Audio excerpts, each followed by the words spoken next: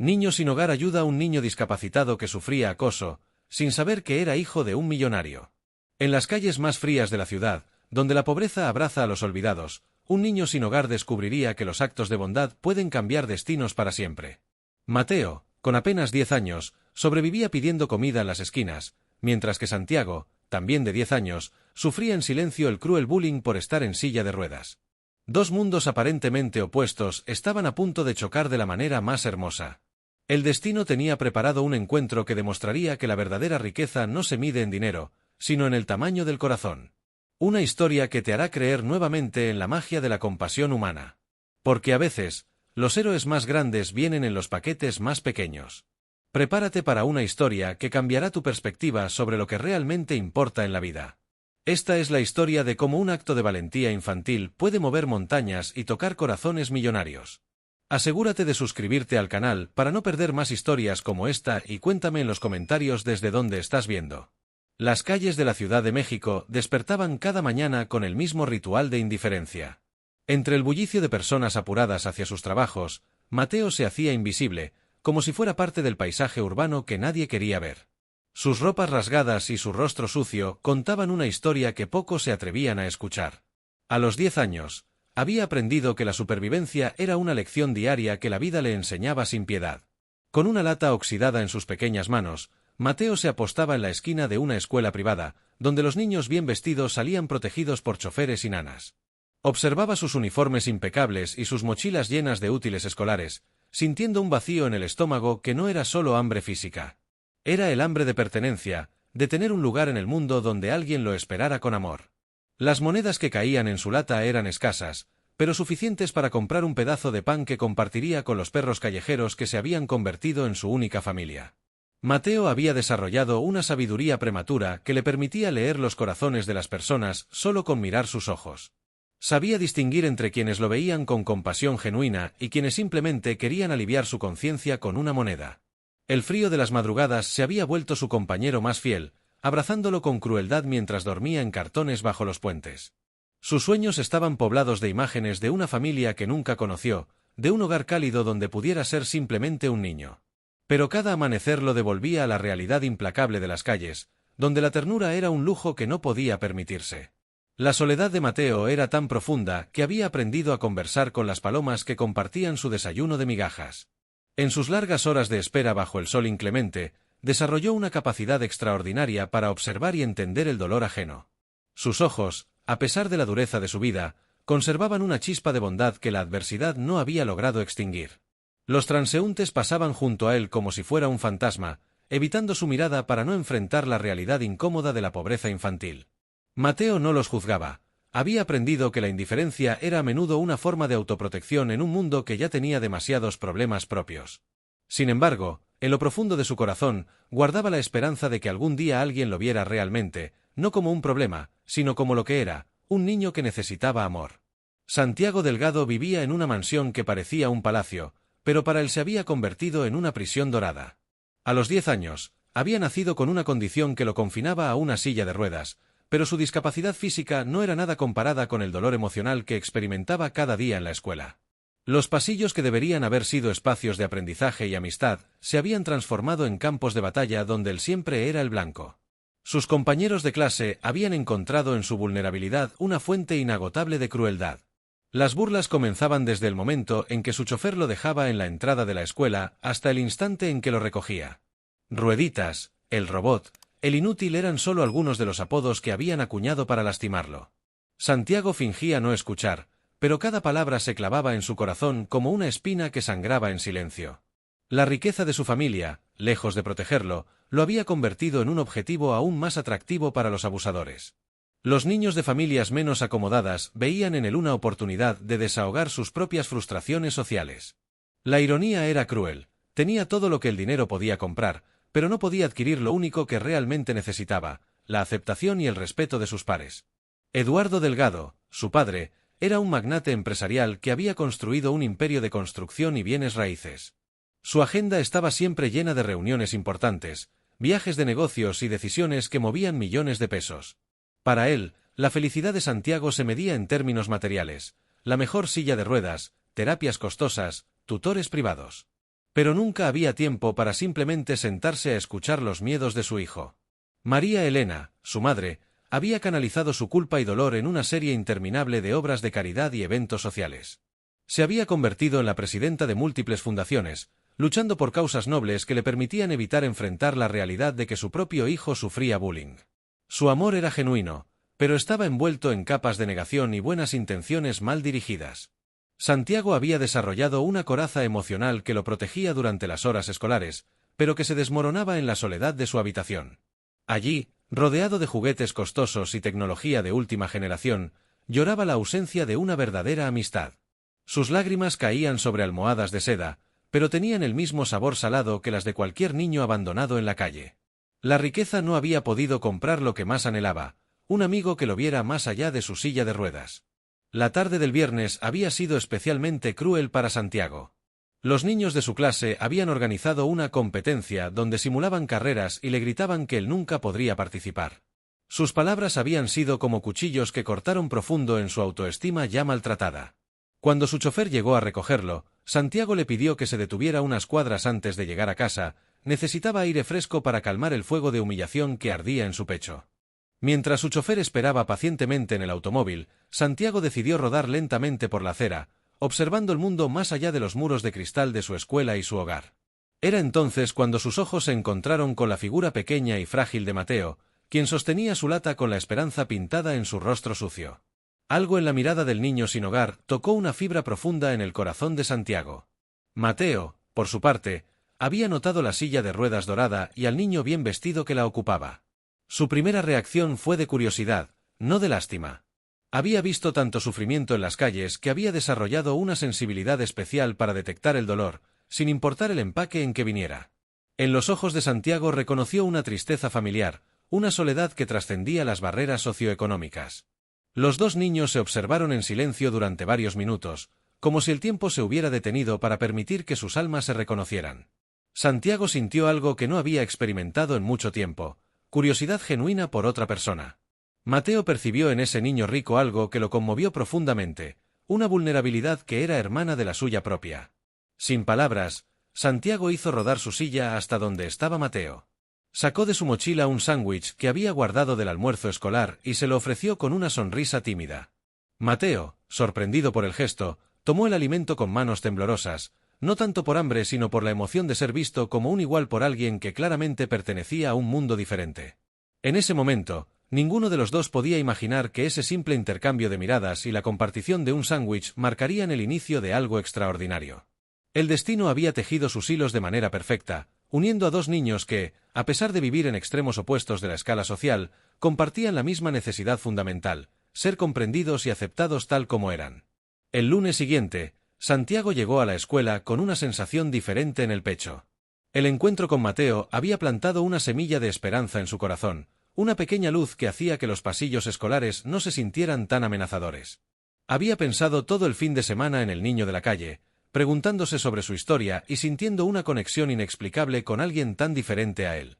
Como si el universo hubiera conspirado para crear el momento perfecto, a la salida de clase Santiago presenció una escena que haría que su sangre hirviera de indignación. Un grupo de niños de su clase había rodeado a Mateo, quien había estado esperando pacientemente con su lata en la esquina habitual. Los abusadores habían decidido divertirse a costa del niño sin hogar, empujándolo y riéndose mientras él trataba de proteger las pocas monedas que había logrado reunir. «Miren al mugroso pidiendo limosna», gritaba uno de ellos mientras pateaba la lata, haciendo que las monedas rodaran por el suelo. Mateo se agachaba desesperadamente para recoger su único sustento, mientras los niños continuaban burlándose. Santiago observaba desde su silla de ruedas, sintiendo cómo la ira crecía en su interior como una tormenta que estaba a punto de desatarse. La injusticia de la escena activó algo profundo en Santiago. Todos los meses de humillaciones que había sufrido, todo el dolor acumulado, se transformó en una fuerza que lo impulsó hacia adelante. Sin pensarlo dos veces, hizo rodar su silla a toda velocidad hacia el grupo de abusadores, su corazón latiendo como un tambor de guerra. «¡Déjenlo en paz!», gritó Santiago con una voz que resonó con una autoridad que nunca antes había mostrado. Su aparición sorprendió tanto a los abusadores como al propio Mateo. Los niños que habían estado torturando al pequeño sin hogar se quedaron boquiabiertos al ver que Rueditas, como ellos lo llamaban despectivamente, estaba defendiendo a alguien más vulnerable que él. Mateo levantó la mirada y vio a Santiago plantado frente a sus agresores como un pequeño guerrero en silla de ruedas. La gratitud que sintió fue tan intensa que las lágrimas comenzaron a rodar por sus mejillas sucias. Por primera vez en su vida, alguien había salido en su defensa, alguien había considerado que él valía la pena ser protegido. Los abusadores, desconcertados por la valentía inesperada de Santiago, murmuraron algunas amenazas vagas antes de alejarse. En el silencio que siguió, dos niños que habían sido víctimas de diferentes tipos de crueldad se miraron con una comprensión que trascendía las palabras. En ese momento nació una amistad que cambiaría sus vidas para siempre. Los días siguientes se convirtieron en un ritual sagrado para ambos niños.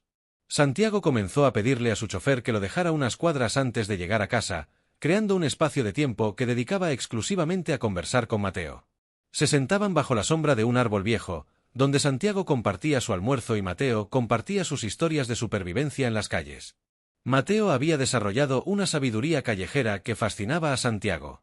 Le contaba sobre los lugares seguros para dormir, sobre cómo distinguir a las personas generosas de las peligrosas, sobre los secretos que guardaba la ciudad después del anochecer.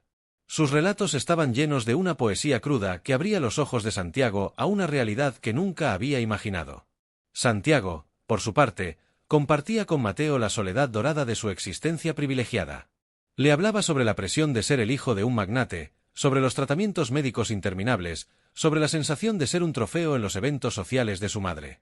Mateo escuchaba con una atención que Santiago nunca había recibido, sin juzgar, sin ofrecer soluciones fáciles, simplemente acompañando. La amistad entre los dos niños se profundizó cuando Santiago descubrió que Mateo sabía leer y escribir. Había aprendido observando los letreros de la calle y preguntando a las personas generosas que ocasionalmente se detenían a conversar con él. Esta revelación llenó a Santiago de admiración. Mateo había logrado educarse a sí mismo sin recursos, mientras que él tenía tutores privados para cada materia. Un día, Santiago tomó una decisión que cambiaría la dinámica de su amistad. Sacó de su mochila varios libros de cuentos y se los ofreció a Mateo. «Son tuyos», le dijo con una sonrisa, «para que puedas leer cuando yo no esté aquí». Mateo tomó los libros como si fueran tesoros invaluables, porque para él, realmente lo eran. La generosidad de Santiago despertó en Mateo un deseo profundo de reciprocidad. Aunque no tenía posesiones materiales que ofrecer, tenía algo igualmente valioso, su lealtad incondicional y su corazón valiente. Mateo se convirtió en el guardián silencioso de Santiago, observando desde lejos durante las horas escolares, asegurándose de que ningún abusador lo molestara cuando saliera. La confianza mutua creció hasta convertirse en algo inquebrantable. Santiago había encontrado en Mateo al hermano que nunca tuvo, y Mateo había descubierto en Santiago que la verdadera nobleza no tenía nada que ver con el dinero. Eran dos piezas de un rompecabezas que habían encontrado su lugar perfecto en el corazón del otro. Una tarde de tormenta, cuando las nubes grises amenazaban con descargar toda su furia sobre la ciudad, Santiago salió de la escuela con el corazón más pesado de lo normal. Los abusadores habían intensificado sus ataques, y esa mañana habían llegado al extremo de esconder su silla de ruedas durante el recreo, dejándolo varado en el baño hasta que un maestro lo encontró. La humillación había sido tan intensa que Santiago se sentía completamente derrotado. Mientras avanzaba lentamente hacia su punto de encuentro habitual con Mateo, Santiago notó que algo estaba terriblemente mal. Un grupo de niños mayores, no de su escuela sino de la preparatoria cercana, habían rodeado a Mateo. La situación era mucho más peligrosa que las burlas usuales. Estos adolescentes parecían tener intenciones maliciosas, y Mateo se veía aterrorizado en el centro del círculo amenazador. «Dame todo lo que tienes, mugroso», gritaba el líder del grupo, un chico de al menos 15 años que superaba en tamaño a Mateo por mucho. Habían volcado su lata y esparcido las pocas monedas por el suelo, pero ahora querían más. Mateo negaba tener algo de valor, pero su honestidad solo parecía enfurecer más a los agresores. Santiago sintió como la adrenalina recorría su cuerpo como electricidad. Vio como uno de los adolescentes levantaba la mano para golpear a Mateo, y algo dentro de él se activó con una fuerza que nunca había experimentado. Sin pensar en las consecuencias, sin considerar su propia vulnerabilidad, Santiago gritó con todas sus fuerzas: «¡Deténganse!». Su voz cortó el aire como un rayo, cargada de una autoridad que sorprendió a todos, incluyéndose a sí mismo. Los adolescentes se voltearon hacia él, inicialmente burlándose de ver a un niño en silla de ruedas que pretendía intimidarlos. Pero Santiago no se detuvo. Con una valentía que parecía emanar desde lo más profundo de su alma, se acercó al grupo. «Él es mi amigo», declaró Santiago con voz firme, posicionándose entre Mateo y los agresores. Si quieren lastimarlo, tendrán que pasar por encima de mí primero. Su silla de ruedas dorada, su ropa cara y su actitud desafiante crearon una imagen que confundió a los abusadores. No sabían cómo reaccionar ante un niño discapacitado que los confrontaba sin miedo. Mateo, desde atrás de Santiago, sintió una oleada de emociones tan intensa que apenas podía respirar. Nadie en su vida había arriesgado algo por él. Ver a Santiago, con todas sus propias vulnerabilidades, plantándose como un escudo humano entre él y el peligro, fue el acto de amor más puro que había presenciado jamás. En ese momento, Mateo supo que haría cualquier cosa por proteger a su amigo, tal como Santiago estaba haciendo por él. El enfrentamiento con los adolescentes había terminado cuando uno de ellos reconoció el apellido Delgado bordado en la mochila de Santiago.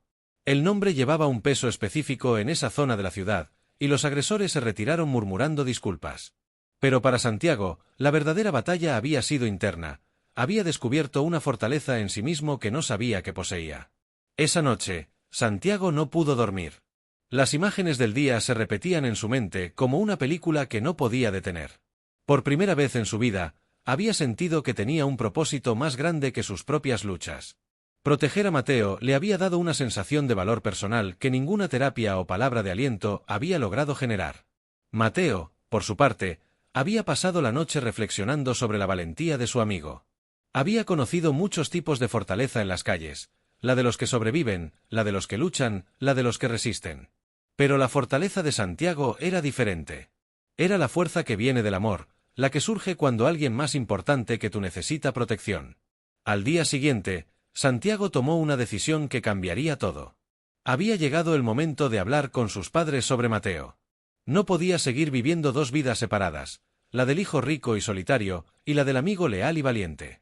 Quería que sus mundos se unieran, pero sabía que sería una conversación difícil. Durante la cena familiar, Santiago interrumpió la conversación habitual sobre negocios y eventos sociales. «Papá, mamá, hay algo importante que quiero contarles».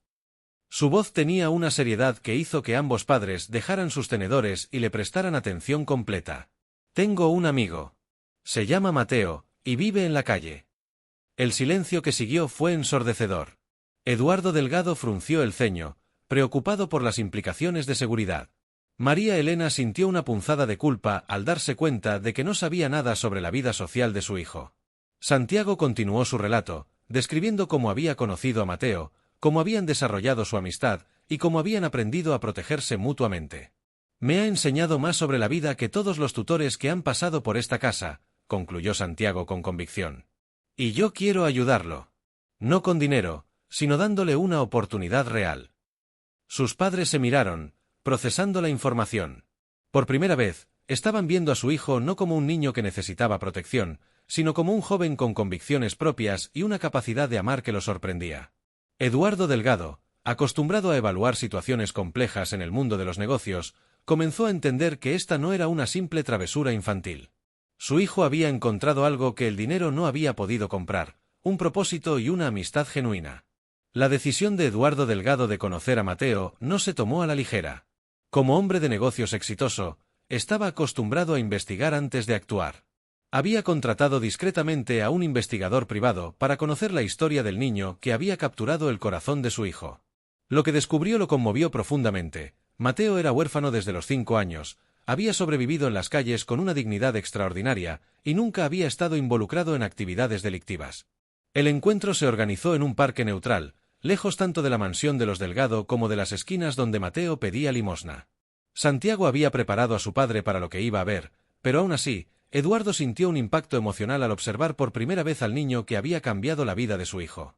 Mateo se había lavado en una fuente pública y había peinado su cabello con los dedos, tratando de verse presentable para la ocasión. La primera conversación entre Eduardo y Mateo fue cautelosa pero reveladora. El magnate empresarial esperaba encontrar a un niño manipulador que intentara aprovecharse de la bondad de Santiago. En cambio, se encontró con un pequeño ser humano de una integridad sorprendente, que hablaba sobre su amistad con Santiago con un amor puro que no pedía nada a cambio. «Señor Delgado», dijo Mateo con una madurez que impresionó al adulto, «Santiago es mi mejor amigo, y yo solo quiero que sea feliz. No necesito nada más». Sus palabras, dichas con la sinceridad absoluta que solo un niño puede tener, derribaron las barreras que Eduardo había construido alrededor de su corazón. María Elena, quien había observado el encuentro desde la distancia, se acercó lentamente. Había estado luchando contra sus propios prejuicios y miedos, pero la forma en que Mateo trataba a Santiago con respeto y cariño genuino la desarmaron completamente.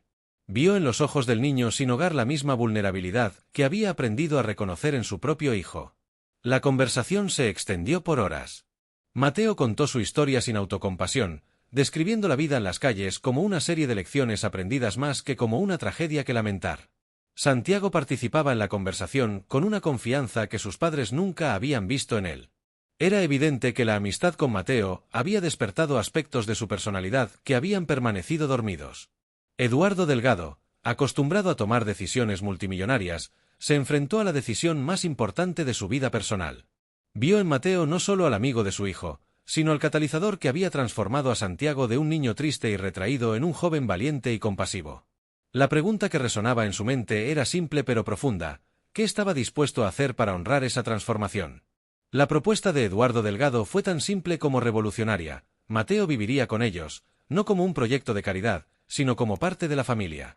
La decisión había sido tomada después de largas conversaciones nocturnas entre Eduardo y María Elena, donde habían reconocido que Santiago había encontrado algo que ellos, con toda su riqueza, no habían podido darle: un hermano del alma.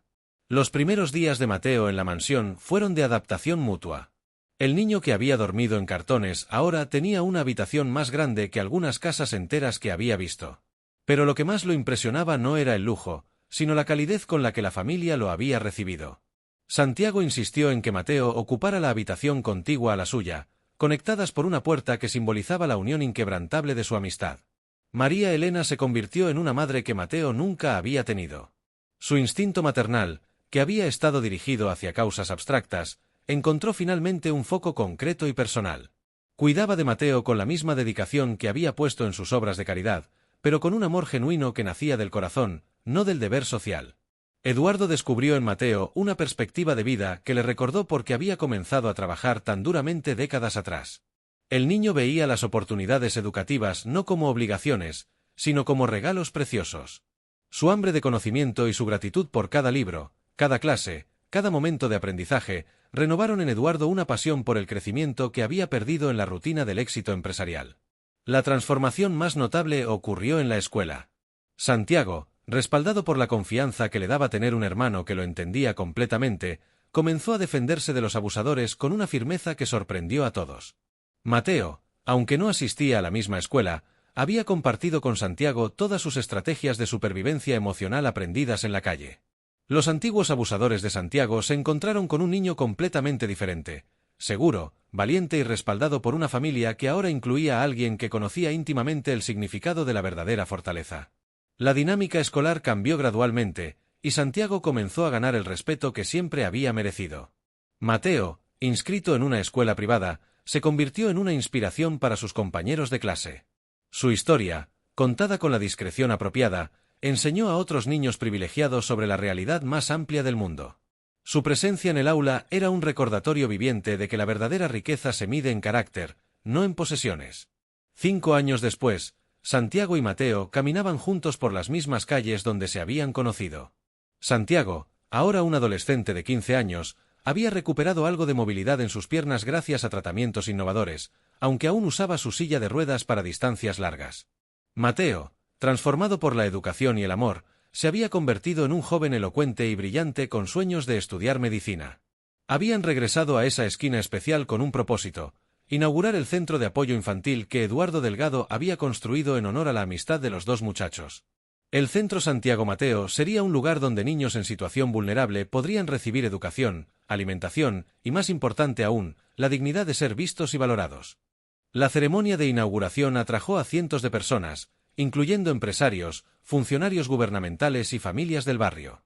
Pero para Santiago y Mateo, el momento más significativo fue cuando vieron llegar a decenas de niños que vivían en situaciones similares a la que Mateo había experimentado años atrás. Sus ojos brillaron con la misma esperanza que había iluminado el rostro de Mateo cuando Santiago le ofreció su primer sándwich. Durante su discurso, Santiago habló sobre cómo un acto simple de compartir comida se había convertido en una lección de vida sobre el poder transformador de la amistad genuina. Mateo, a su lado, añadió que había aprendido que el hogar no es un lugar físico, sino el espacio que se crea cuando alguien te ama incondicionalmente. Eduardo Delgado, observando a sus dos hijos desde el público, reflexionó sobre cómo había necesitado que un niño sin hogar le enseñara el verdadero significado de la riqueza familiar. María Elena, con lágrimas de orgullo en los ojos, comprendió que sus años de trabajo en organizaciones caritativas habían sido una preparación para el momento en que la caridad se volvería personal y transformadora. El centro no era solo un edificio, era la materialización física de una lección espiritual. Representaba la idea de que cuando extendemos nuestras manos para ayudar a otros, no solo los elevamos a ellos, sino que nos elevamos a nosotros mismos. Santiago había ganado fortaleza al proteger a Mateo, y Mateo había encontrado propósito al inspirar a Santiago a ser su mejor versión. Mientras el sol se ponía sobre la ceremonia, Santiago y Mateo se prometieron que continuarían visitando esas calles, no como el niño rico y el niño pobre que habían sido, sino como hermanos unidos por un propósito común, asegurarse de que ningún niño se sintiera invisible o abandonado. La última imagen del día fue la de ambos jóvenes distribuyendo los primeros almuerzos del centro a los niños recién llegados. Santiago, desde su silla de ruedas, repartía sándwiches con la misma generosidad con la que había compartido su comida años atrás. Mateo, de pie a su lado, ofrecía palabras de aliento que nacían de su propia experiencia de supervivencia y transformación. El círculo se había completado de la manera más hermosa posible.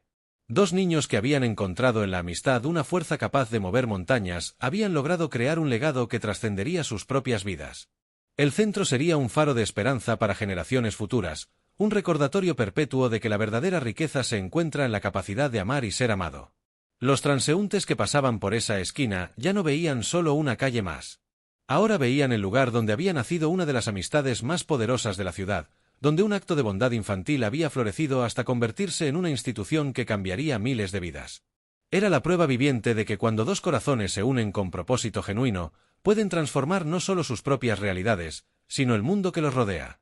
La historia de Santiago y Mateo se había convertido en leyenda urbana, pasando de boca en boca como un recordatorio de que los milagros cotidianos siguen sucediendo cuando tenemos el valor de ver más allá de las apariencias y abrir nuestros corazones a la posibilidad del amor incondicional.